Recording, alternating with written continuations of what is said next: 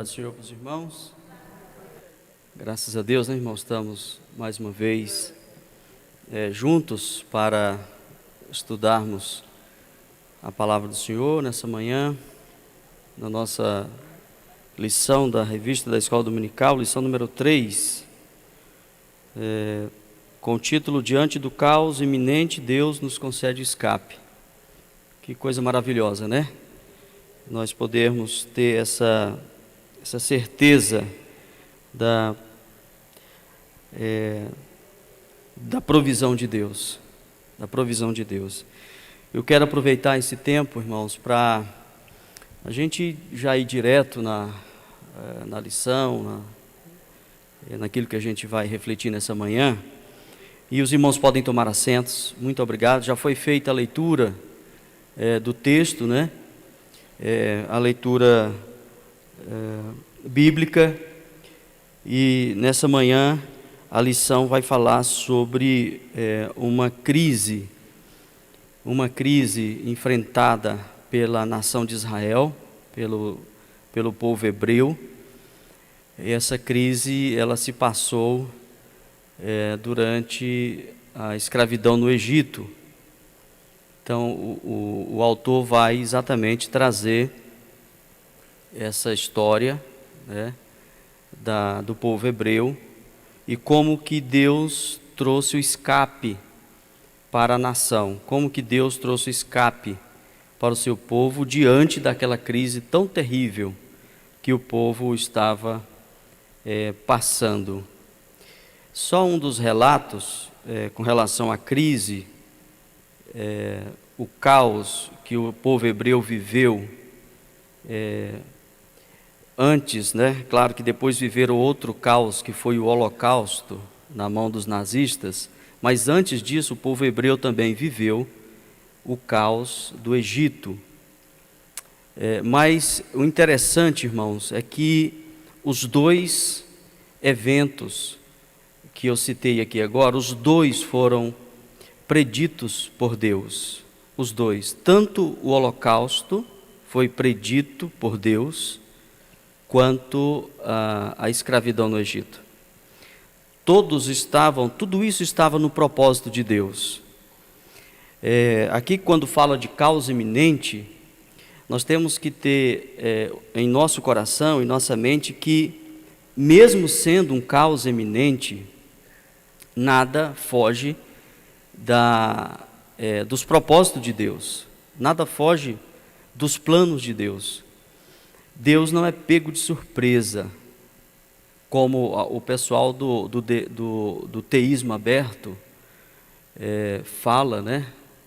Eu não vou me arriscar aqui falar um pouco mais sobre o teísmo aberto, que era interessante a gente falar, até porque a lição não é sobre isso, mas o teísmo aberto vai dizer que Deus não prevê o futuro, mas Deus vai trabalhando de acordo com os acontecimentos, e Deus vai dando um jeitinho para que a coisa dê certo. É isso que o teísmo aberto fala. Que Deus vai crescendo também com o caos, que Deus vai crescendo também com a crise. É por isso, aí dizem eles, é por isso que às vezes a coisa não sai não sai do jeito que a gente espera, tem muitas surpresas no caminho. É isso que o teísmo aberto fala. Mas o Deus do teísmo aberto não é o Deus da Bíblia, não é o Deus das Escrituras, porque o Deus das Escrituras, ele é um Deus onisciente, ele é um Deus infinito. Além de ser onisciente, ele é infinito. Deus não é limitado pelo Cronos, Deus não vive no Cronos, nós vivemos no Cronos. Nós vivemos no tempo e no espaço. Deus não precisa de tempo e nem de espaço para agir. Então tudo está no plano de Deus. Inclusive o caos do Egito estava no plano de Deus. E eu quero exatamente meditar com os irmãos sobre isso. Nós estamos dentro do tema, porque o tema vai falar sobre isso. O escape que o autor da revista está se referindo é o escape da escravidão do Egito. É quando Deus manda as pragas, é quando Deus abre o mar vermelho, é quando Deus providencia o libertador, que foi Moisés, e tem toda uma história, todo um enredo, toda uma trama da história, mas eu senti a necessidade, talvez, não sei aqui entre nós, mas talvez entre aqueles que estão nos acompanhando, pode ter alguém que ainda não soube a história na sequência. Porque a pessoa lê lá no Êxodo, por exemplo, e vai encontrar o povo sendo escravizado, e vai pensar assim, mas por que Deus deixou o seu povo ser escravizado? Por que Deus deixou o faraó escravizar os hebreus? Não é? Mas tudo estava dentro de um propósito, de um projeto de Deus. Era um propósito de Deus. E qual era o propósito de Deus? É isso que nós vamos tentar, é um contexto histórico. É rapidinho, eu vou ficar dentro do tempo. É o contexto histórico dessa crise que eles passaram. E com isso eu quero dizer que o contexto histórico que nós estamos vivendo também é plano de Deus. O contexto histórico que estamos vivendo hoje é plano de Deus. Tudo que estamos vivendo hoje é plano de Deus. Agora vamos ver como que Deus agiu naquela época e como que Deus vai agir hoje. Para que a gente possa sossegar o coração, para que a gente possa entender que Deus está no controle de todas as coisas. Então, primeiro, o contexto histórico da crise do povo hebreu escravizado no Egito. Deus não age de forma aleatória, irmãos. Deus não age de forma descontrolada, desorganizada. Deus age de acordo com seus propósitos, de acordo com os seus planos, com seus projetos. Então, primeira coisa, Deus não age de forma aleatória. A escravidão do povo hebreu no Egito faz parte de um processo projetado por Deus. Faz parte de um processo. Deus faz a Abrão uma promessa. Então, para a gente entender a escravidão do Egito, nós temos que voltar para Abrão e ver qual foi o propósito, o projeto de Deus na vida de Abrão, para que eu possa entender então o povo na crise da escravidão, o povo sofrendo no Egito. Foi por causa dessa promessa que Deus fez para Abrão. Então, o projeto de Deus foi fazer de Abrão uma grande nação. Os irmãos se lembram da promessa? Gênesis 12:1. Sai da tua terra, do meio da tua parentela, e vai para uma terra que te mostrarei. Aí no versículo 2 ele diz, porque em ti serão benditas todas as nações da terra, e Deus faria com que a descendência de Abraão fosse numerosa como as estrelas do céu. Nós temos vários textos que vai mostrar isso. Se o irmão da mídia puder nos ajudar, Gênesis 12, de 5 a 7, e do 18 ao 21, tem ali a semente, a gênesis da promessa, a semente da promessa. Gênesis 12, de 5 a 7, é quando Deus chama Abraão. Abraão levou consigo a Sarai, sua mulher, e a Ló, filho de seu irmão, e todos os bens que havia adquirido, e as almas que lhes acresceram em Harã, e saíram a fim de irem à terra de Canaã. Olha onde é que ele está, aonde que ele está indo, terra de Canaã. E a terra de Canaã chegaram, próximo versículo. Passou Abraão pela terra até o lugar de Siquém, até o carvalho de Moré. Nesse tempo estavam os cananeus na terra. Apareceu, porém, o Senhor Abraão e disse, a tua semente darei esta terra. Abraão, pois, edificou ali um altar ao Senhor que lhe aparecera. Então o Senhor apareceu para ele e disse, a tua semente eu darei esta terra.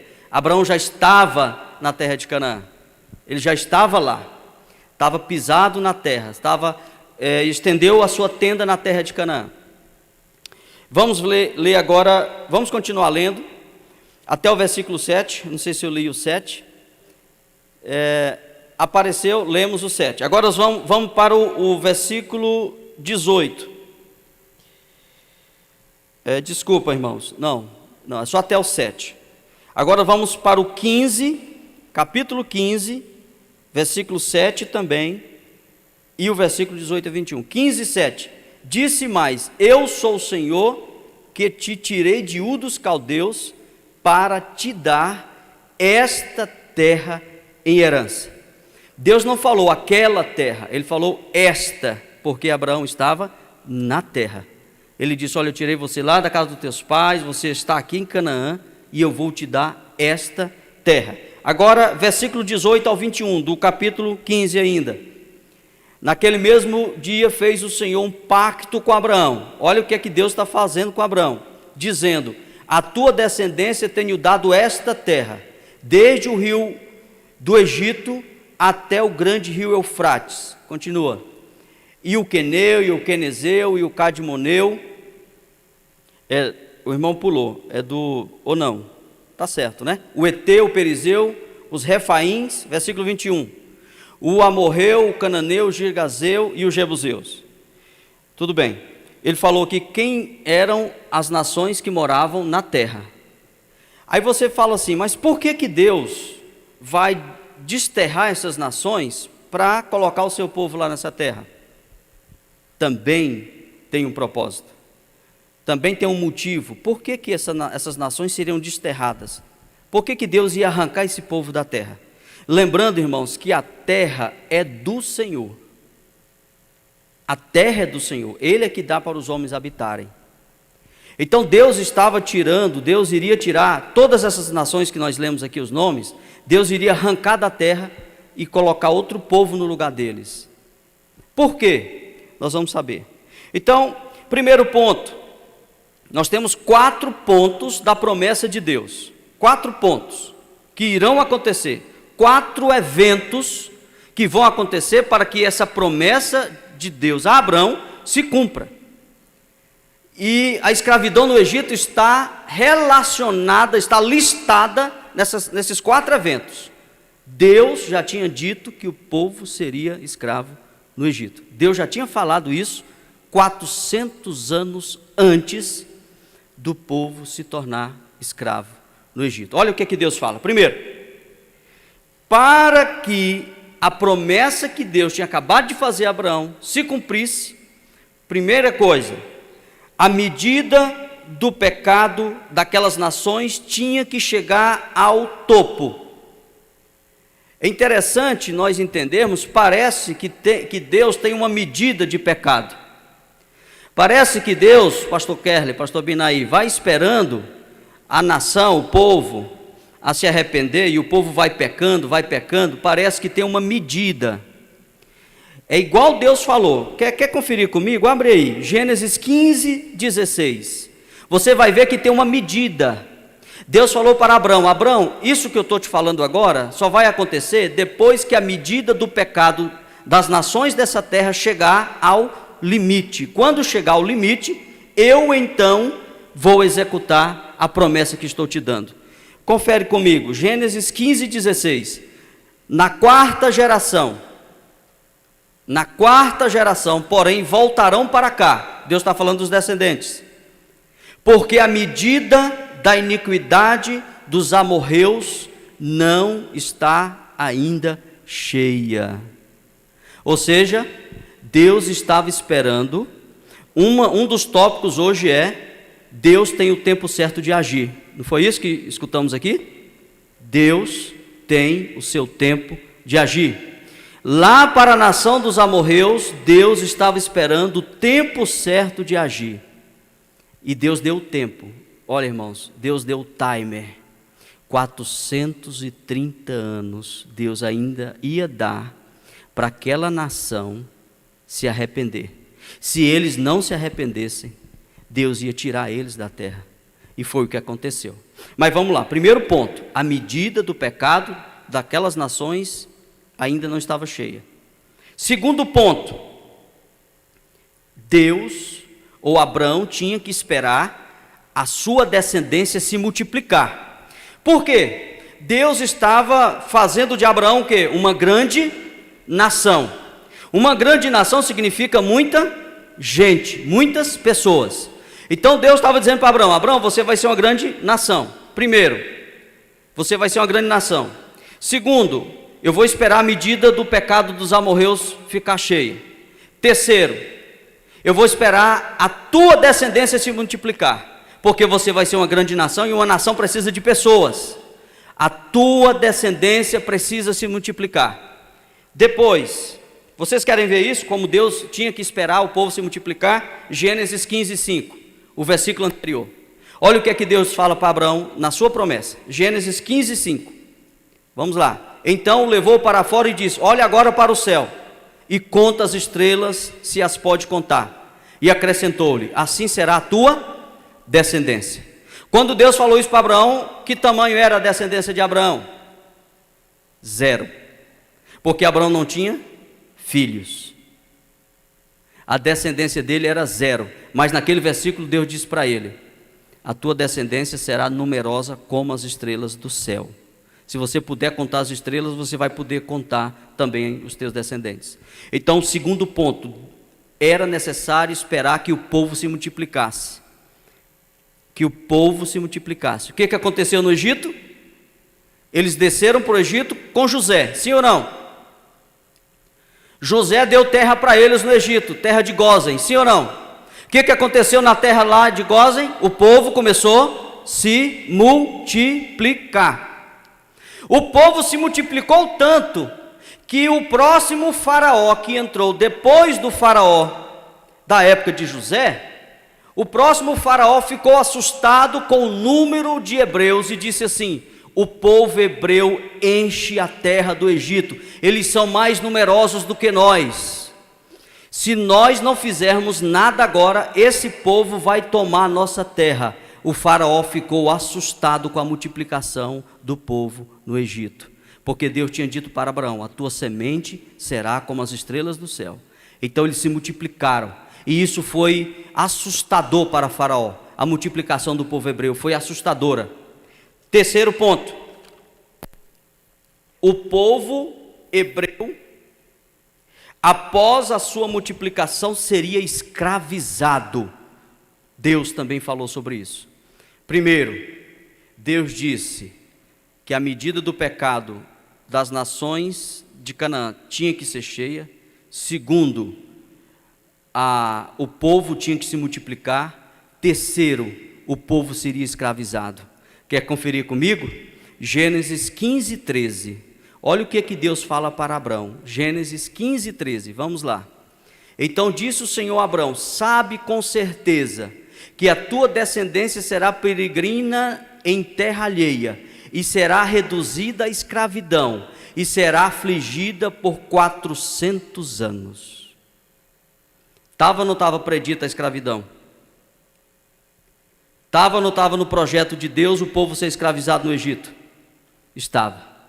Você pergunta assim: mas como que pode Deus permitir, projetar, planejar tanto sofrimento e morte para o seu povo?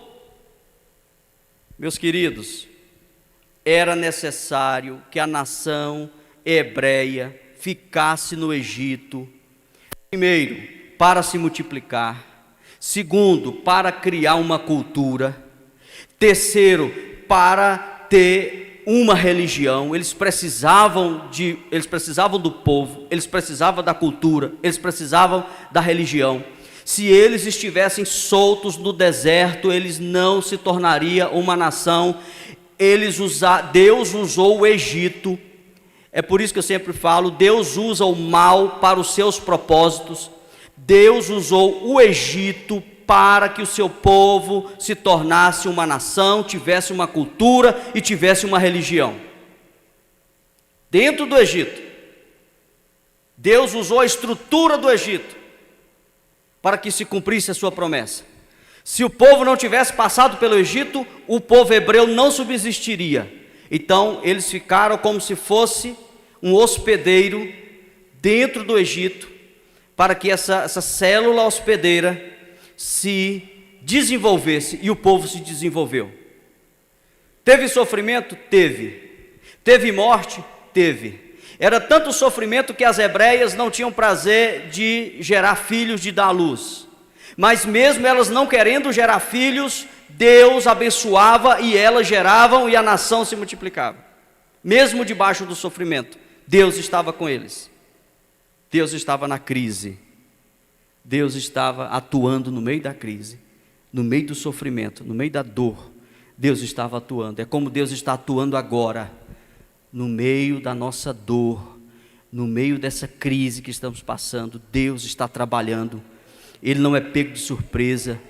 Tudo está projetado, tudo está planejado. Deus tem um escape para nós. Quem conhece a Bíblia sabe o que é que eu estou dizendo. Deus tem um escape para a sua igreja. A sua igreja não está aleatória no mundo. A igreja de Jesus é o corpo dele. Ele não largou seu corpo. O corpo de Jesus não é um corpo sem cabeça. Aleluia. O corpo de Jesus tem cabeça. E orienta bem o seu corpo. E cuida bem do seu corpo. E alimenta o seu corpo. E ama o seu corpo. Aleluia. Vamos continuar. Nem que a gente fique só nesse contexto aqui. Ainda tem mais uma coisa. Agora nós temos o período que tudo isso aconteceria. Nós já demos um toque ali de 4 gerações, 400 anos, mas Deus vai falar agora claramente. Versículo 16, 15 e 16 de Gênesis. O período é de 400 anos. Na 4ª geração, porém, voltarão para cá, porque a medida da iniquidade dos amorreus ainda não está cheia. É esse versículo que lemos. Versículo 13, volta lá para o 13. Ele vai dizer, 15 e 13. Então disse o Senhor a Abraão: sabe com certeza que a tua descendência será peregrina em terra alheia, e será reduzida à escravidão, e será afligida por 400 anos. Alguém vai dizer assim: mas o tempo foi 430 anos. Aí você fala: então Deus errou a conta. Eu acho que é nós que erramos o cálculo, é nós que não sabemos calcular, né? Aqueles 400 anos, Deus está arredondando o tempo. Deus está arredondando, 400 anos, 4 gerações, 4 séculos. Deus está arredondando. Mas e os 40 anos de Moisés? E os 40 anos de Moisés lá no deserto? Passou. Não é? Então passou. Não foi só 30 a diferença, foi 40. Deus chamou Moisés, Deus começou a chamar Moisés 40 anos antes da sarça ardente, irmãos. Ele que correu para o deserto, ele que fugiu de Faraó, com medo de Faraó matá-lo, e Faraó ia matá-lo mesmo. Então ali foi só 40 anos, olha só o tempo aí dos 30 anos, ali foi 40 que Moisés passou no deserto, fugindo de Faraó. Então nós precisamos entender todo esse contexto histórico para entendermos a crise que o povo passou no Egito. Para entender o nosso contexto histórico, para entender o pano de fundo que estamos vivendo hoje, no ano 2020, nós precisamos entender o que Deus já falou sobre esse período agora. O que Deus já falou sobre esse período agora? Onde que estão isso? Onde que está escrito isso que Deus falou sobre tudo que estamos passando agora? Estão nas Escrituras. Está lá, meu querido. Está aqui, ó. Está aqui, ó. Deus, né, Jesus falou tudo o que nós estamos passando agora e tudo que nós passaremos daqui para frente. A gente não pode, irmãos, viver uma vida de utopia e achar que é só as rosas, tem os espinhos por trás da rosa. Os espinhos também estão preditos. Estão preditos, meu querido. Tem uma frase que diz assim: nós acreditamos que seremos arrebatados antes da grande tribulação. Tem 2 coisas nessa frase. Primeiro, a grande tribulação é um período que todas as linhas de interpretações escatológicas acreditam. A única diferença que temos é se nós vamos antes, é se nós vamos durante ou se nós vamos depois. Mas o ponto em comum é a tribulação. Ela existe e existirá e acontecerá. Agora tem uma coisa, irmãos, Jesus disse assim, a intensidade desse negócio. Como é que vai ser essa tribulação? Vai ser mamão com açúcar? Não. Vai ser jiló com pimenta. Como é a tribulação? Jesus disse: haverá uma aflição na terra como nunca houve na história da humanidade e jamais haverá outra depois. Essa é a intensidade do que está predito. E quem predisse isso não foram as linhas de interpretações, foi Cristo, foi o Senhor, o dono do tempo, o dono do projeto, o dono das nossas vidas, o Criador do céu e da terra. Então está tudo projetado, assim como Deus projetou lá com Abraão e culminou lá na escravidão do Egito, mas Deus também tinha falado para Abraão uma coisa, que o povo também sairia da escravidão. Deus não só disse que o povo seria escravo, Deus disse também naquelas promessas que o povo retornará para cá. Quem lembra disso que nós lemos lá? Deus falou para Abraão, a tua descendência vai retornar para cá, para essa terra que você está pisando. Outra previsão que Deus falou, eles vão chegar para cá com muita riqueza, porque a nação que vai escravizar ele também vão abençoá-los, vão dar para eles prata, ouro e roupas preciosas. Isso aconteceu literalmente, quando o povo saiu do Egito, os egípcios, deram para eles ouro, prata e roupas preciosas, para que o povo saísse do Egito. Eles saíram com riquezas na mão. Deus tinha falado isso também para Abraão, eles vão sair com muitas riquezas. Então Deus falou com detalhes. O que estamos passando hoje, o que nós passaremos daqui para frente também, a Bíblia fala com detalhes. Com detalhes. Não é a nossa lição de hoje, mas a Bíblia fala com detalhes o que nós estamos passando hoje e o que a igreja enfrentará daqui para frente. Agora, cabe a nós nos prepararmos para isso, estarmos prontos para isso. Nós acreditamos que subiremos antes da grande tribulação, mas se nós subirmos depois, nós também temos que estar preparados, porque isso tudo é ponto de vista, é ponto de interpretação. Mas vamos lá. Então, diante dessa crise, nós vamos para a revista agora. Primeiro, Deus cuida durante a crise. Foi o que Deus fez lá no Egito. Deus não só disse o que ia acontecer, mas Ele também interviu na história. Ele também ajudou, Deus também proveu, Deus também abençoou. Primeiro ponto, o cuidado de Deus na crise. Segundo ponto, Deus vê o nosso sofrimento. Terceiro ponto, hora de Deus agir. Então, a gente pode dizer que Deus cuida, ponto 1, que Deus vê, ponto 2, e que Deus age, ponto 3. Deus cuida, Deus vê e Deus age. Vamos lá, todos nós? Deus cuida, Deus vê e Deus age. Deus não está inerte, Deus não está indiferente com o que nós estamos passando. Deus não está indiferente, sentado no seu trono e somente assistindo o que a humanidade está passando sem que Deus faça nada. Deus cuida, Deus vê e Deus age. Foi assim que Ele fez também lá no Egito. Deus cuida. Primeiro tópico, Deus sempre levanta alguém para socorrer. O que Deus fez no meio da crise da escravidão do povo que estava sofrendo e morrendo debaixo da mão do cruel faraó? Primeiro, Deus salvou as crianças. Deus salvou todas as crianças? Não, mas Deus salvou muitas crianças, porque o faraó tinha dito o seguinte para as parteiras. Olha, irmãos, isso aqui foi muito forte, isso aqui provocou muita dor.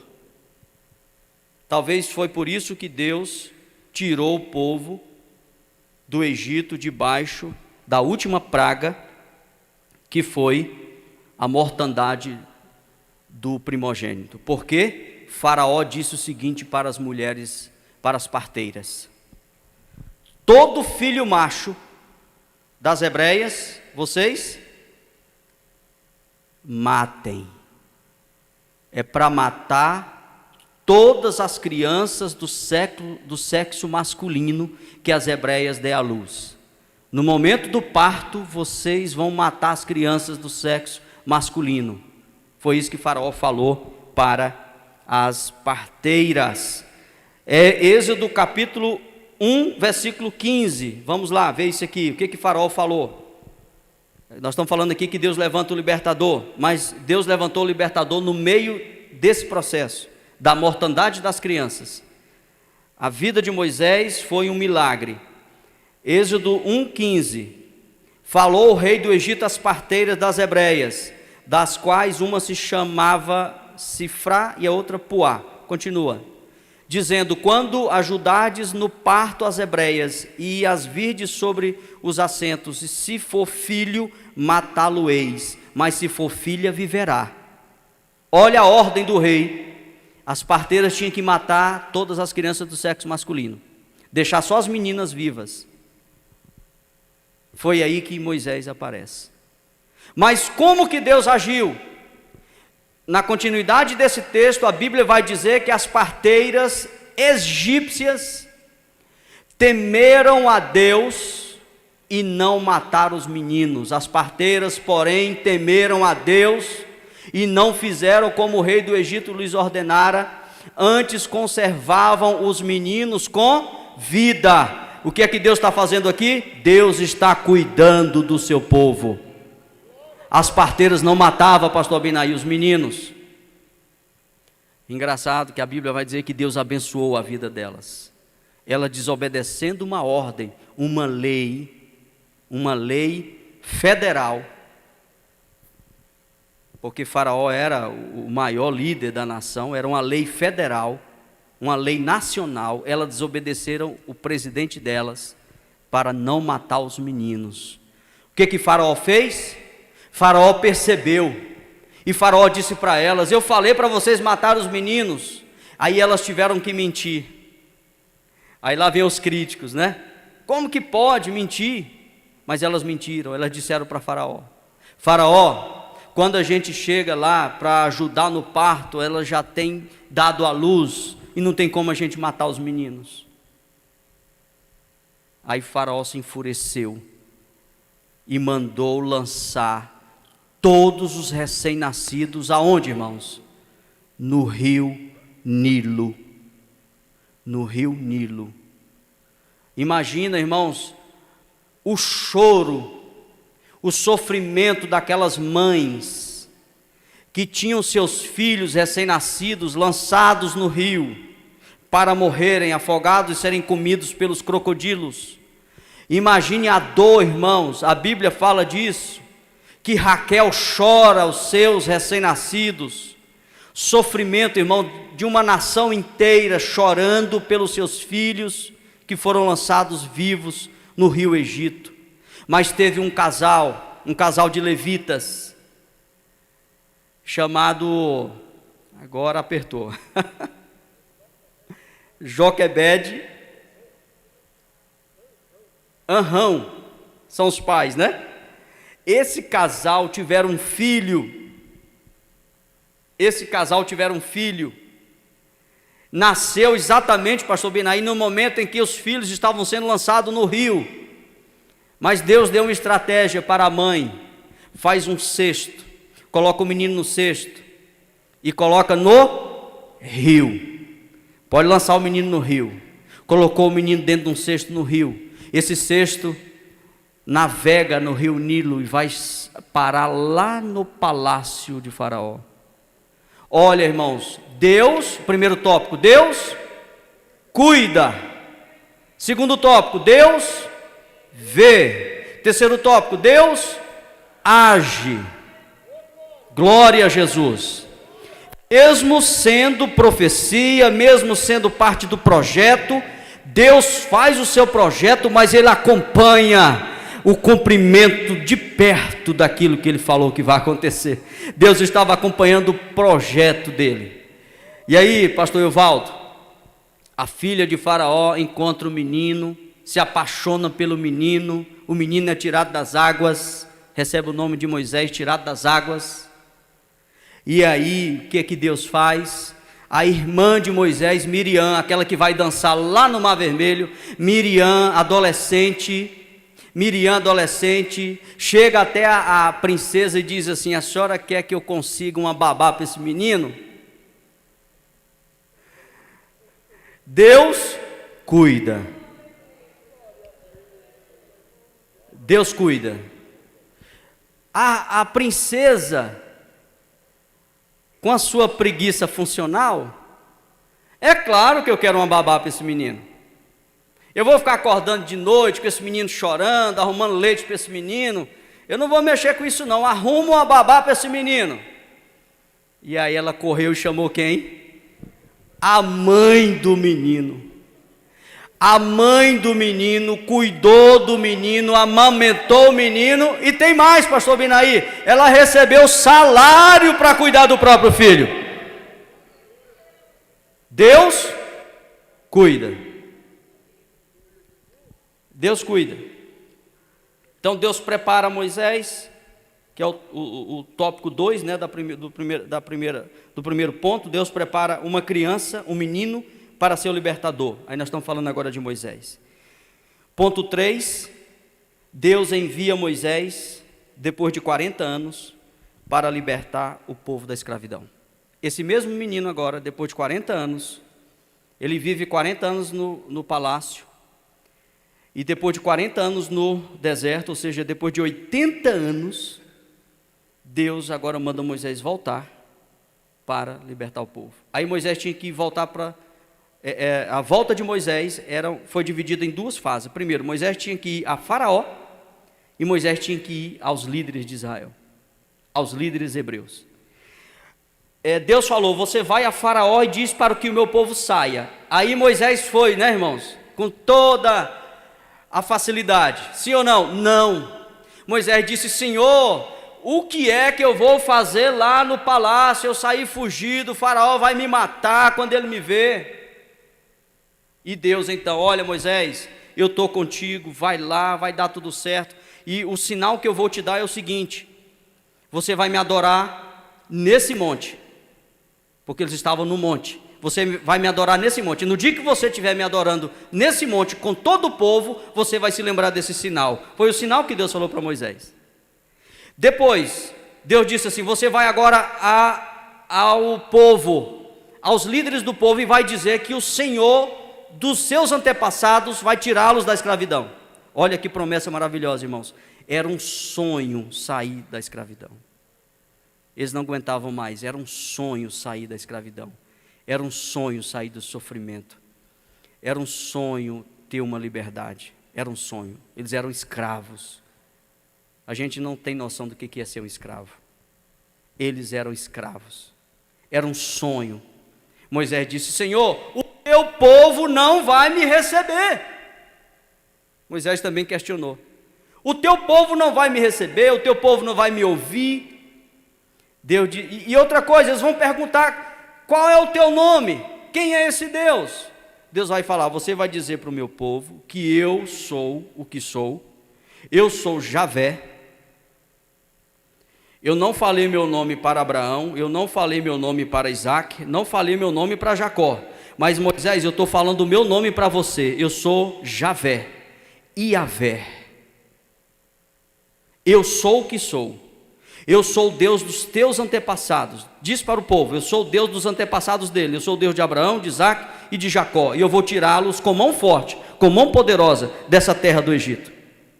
Foi isso que Deus falou para Moisés. Depois de tanta relutância, Moisés disse, uma das últimas relutâncias de Moisés: eu não sei falar. E Deus falou uma coisa para Moisés que eu acho que até hoje ele se lembra do que Deus falou para ele.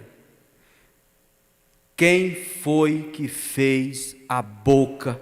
Quem foi que fez o que fala? Quem foi que fez o mudo? Eu fiz a boca, eu fiz o mudo, eu fiz quem fala, eu fiz quem canta. Moisés não tinha desculpa. Acho que até hoje Moisés lembra: Deus que fez a boca, Deus que fez o que fala, Deus que fez o que é mudo. Com muito custo Moisés volta. Ponto 2 da nossa revista: Deus vê o sofrimento.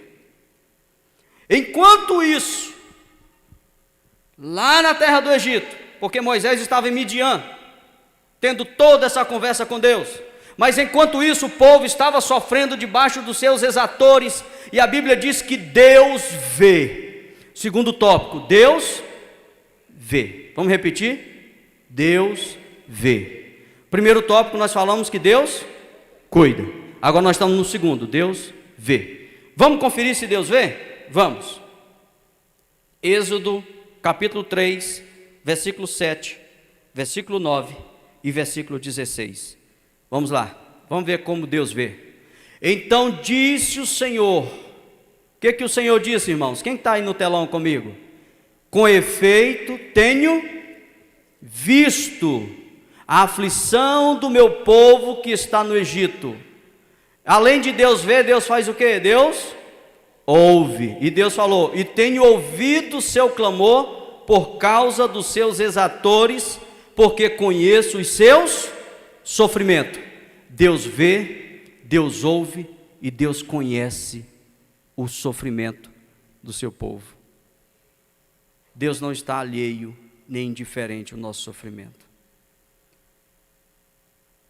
Ontem nós participamos de um culto cerimonial da partida de uma amiga nossa, muito amiga, a esposa do irmão Sandro Taca, trabalhou conosco aqui no Ceifa, quando nós trabalhávamos ali na entrada da igreja aqui, do Templo Menor, irmão Sandro, congregamos junto muitos anos, e ontem à noite foi o culto de cerimônia do velório, porque não tem velório, né, irmãos?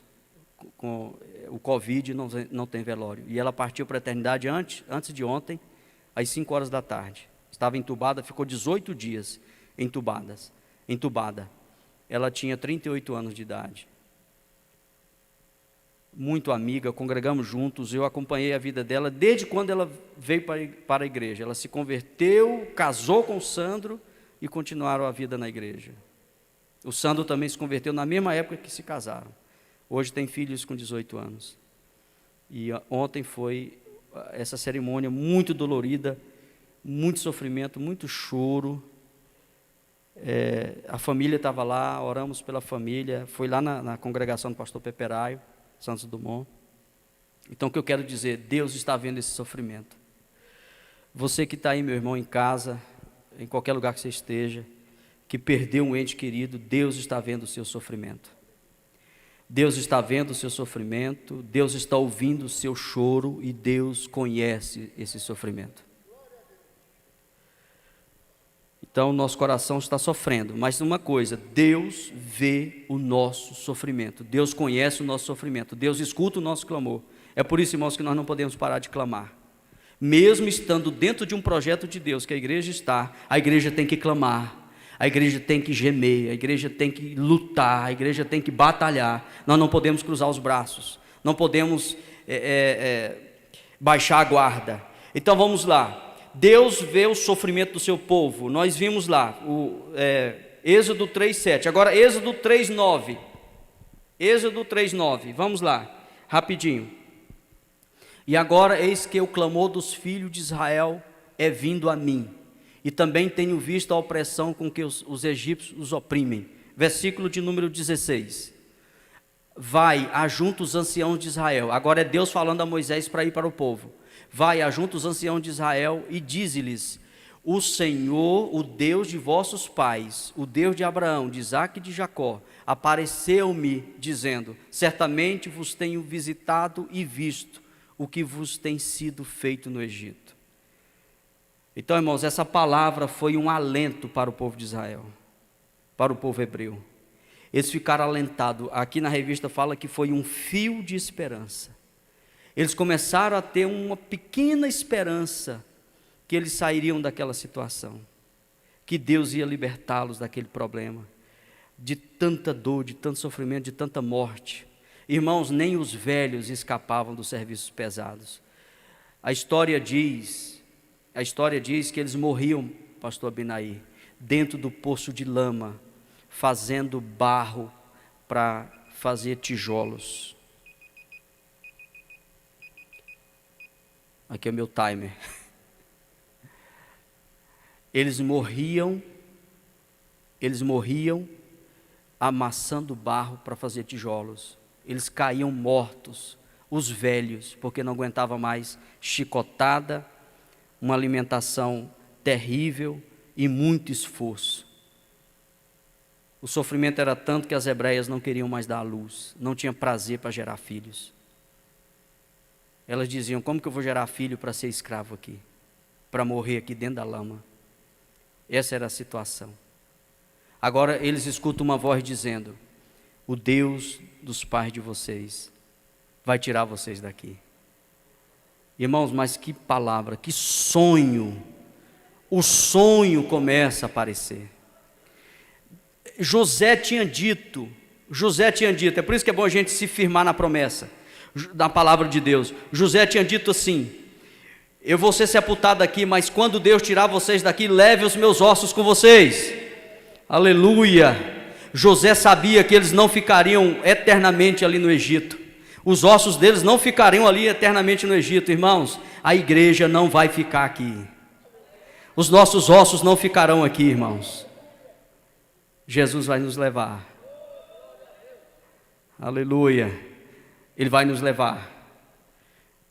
Nós ressuscitaremos. Não vai ficar nenhuma unha nossa aqui. A não ser aquela unha que você já cortou, aquela lá fica. Mas não vai ficar nenhuma unha sua aqui, irmãos. Você vai ser levado inteiro. Não é só a alma não, irmão, é o corpo. O corpo ressurgirá incorruptível. Um corpo glorioso, o corpo. É esse mesmo corpo que você está aí, vai ser glorificado, transformado. Paulo falou desse mistério, que coisa maravilhosa. Tem mais, irmãos. Quando Moisés leva a mensagem para o povo de Israel, a Bíblia diz que o sofrimento aumentou. Você acha que Satanás fica satisfeito, irmão, quando você recebe uma promessa de Deus? Ele vai fazer de tudo para tirar você de ideia da promessa de Deus. Quando o povo recebeu essa palavra, e quando o faraó também recebeu a palavra, que Deus estava tirando o povo do sofrimento, que o sofrimento acabaria, a Bíblia diz que o sofrimento aumentou. Sabe por quê, irmão? Porque estava perto da liberdade.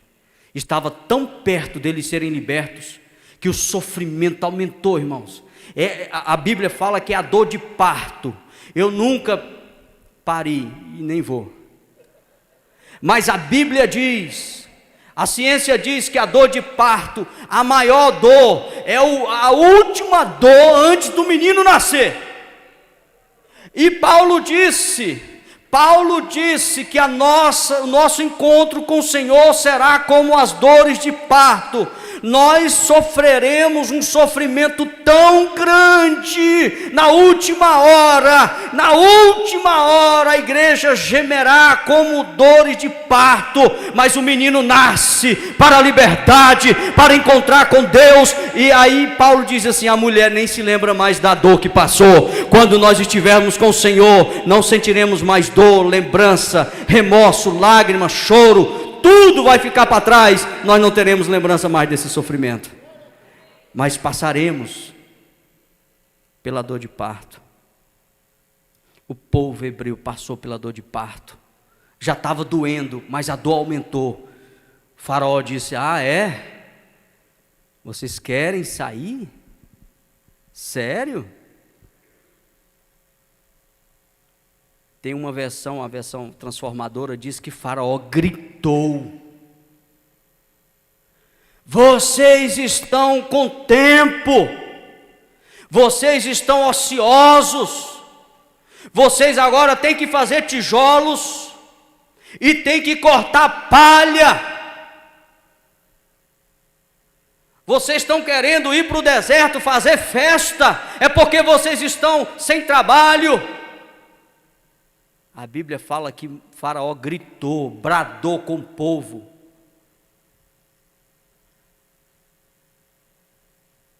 E a Bíblia diz que o sofrimento aumentou mais ainda.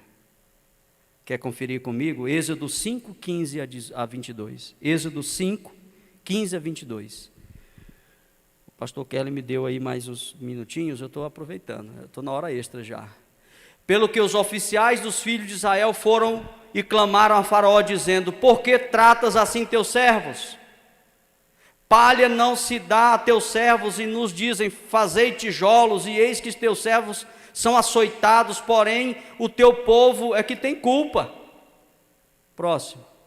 Mas ele respondeu, lá na versão da Bíblia Transformadora diz que Faraó gritou, versículo 17, ele respondeu, foi um grito: estais ociosos, vocês estão vagabundos, estais ociosos, por isso dizeis: vamos sacrificar ao Senhor. Próximo. Portanto, ide trabalhar, e palha, porém, não se vos dará, todavia dareis a conta dos tijolos. Então os oficiais dos filhos de Israel viram-se em aperto, porquanto se lhes dizia: nada diminuireis os vossos tijolos da tarefa do seu dia a dia. Próximo. Ao saírem da presença de Faraó, depararam com Moisés e Arão, que vinham ao encontro deles. Próximo. E disseram-lhes: olhe o Senhor para vós, e julgue isso. Portanto, fizeste o nosso caso repelente diante de Faraó e diante dos seus servos, metendo-lhes nas mãos uma espada para nos matar. Versículo 22. Então, tornando-se Moisés ao Senhor, disse: Senhor, por que tratas mal a este povo? Por que me enviaste? Tem uma frase aqui. Essa frase eu tirei da internet. Eu já tinha escutado essa frase, e essa frase realmente está lá. Essa frase foi dita num filme do Batman, o Cavaleiro das Trevas. A frase diz assim: a noite é sempre mais escura antes do amanhecer. A noite é sempre mais escura antes do amanhecer. Aí a gente pode trazer também a analogia da dor de parto. A última dor do parto é sempre a maior. É isso que está acontecendo. Moisés traz a esperança, Moisés traz a promessa, mas o sofrimento aumenta. Era a hora do povo, o pastor quer dizer o seguinte: mas o que é isso? Você traz para nós uma esperança de liberdade, a coisa feia foi piorar. O sofrimento foi aumentar com essa tua palavra que Deus vai nos libertar. Você já ouviu alguém falando assim? Depois que eu comecei a fazer propósito com Deus, parece que a coisa ficou pior. Depois que eu comecei a querer ir para a igreja, pastor Roberto, parece que a coisa ficou pior. A tribulação aumentou. Pastor Moisés, a tribulação aumentou, a dificuldade aumentou. Ora, mas o que é isso? Eu estou agora querendo servir a Deus, eu estou acreditando na palavra de Deus e parece que a coisa ficou pior. Irmãos, é a dor de parto. A vitória está logo ali. Nós estamos quase chegando lá. O apóstolo Paulo disse aos romanos: a nossa salvação agora está mais perto de nós do que quando nós aceitamos a fé. Irmãos, essa palavra é muito válida para hoje. A nossa redenção agora está muito mais perto, pastor Moisés, do que há 10, 20 anos atrás. Está muito mais perto agora, irmãos. Eu não sei quanto tempo ainda nós caminharemos, mas está muito perto. Nós sentimos. Tem alguma coisa no ar dizendo que está perto. Tem alguma coisa no ar dizendo que está perto. Agora, irmão, vamos caminhar. Agora é o último ponto. Então, o sofrimento, Deus tinha um plano para esse sofrimento.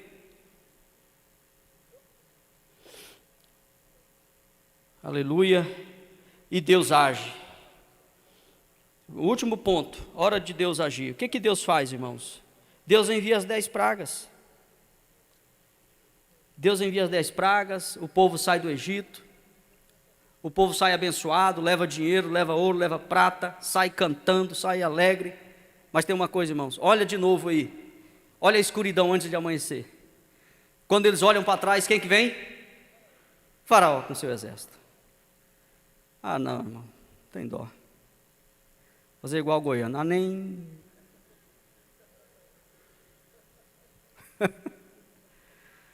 Pastor Binaí, nem. Lá vem. Nem. Olhou para trás, lá veio o exército para matar nós. Ah, não, irmão. Aí alguém pode dizer, Deus está de brincadeira. Deus está de brincadeira. Deus mandou 10 pragas e lá vem mais uma praga atrás de nós. Lá vem a praga de Faraó atrás de nós. Chega de praga, irmão. Irmão, mas não é praga. Ó, Deus, a revista vai dizer aqui, ó, Deus não abandonou. Não é azar. Não é praga. Não é injustiça. É plano de Deus, irmão. Suporta um pouquinho mais. O dia está quase clareando, suporta. Essa escuridão vai passar, suporta. Então, meu querido, o povo chega diante do mar, mais outro problema. Meu Deus, mas parece que não acaba mais os problemas. Mas Deus então, irmão, Deus então abre o mar. O povo passa e vai cantar lá do outro lado a vitória. Meus queridos, Deus tem um projeto, Deus tem um plano. Tudo que nós estamos passando e vivendo está dentro desse plano e desse projeto. Você quer sossegar o seu coração, comece a entender que plano é esse, que projeto é esse e como que nós devemos nos comportar durante esse processo. Que Deus nos abençoe em nome de Jesus. Deus cuida, Deus vê e Deus age. Louvado seja o nome do Senhor. Aleluias. Quantos podem glorificar ao Senhor? Esse Deus bem presente, né? Que cuida bem de perto, que está sempre ao nosso lado, né? Que maravilha. Glória a Deus.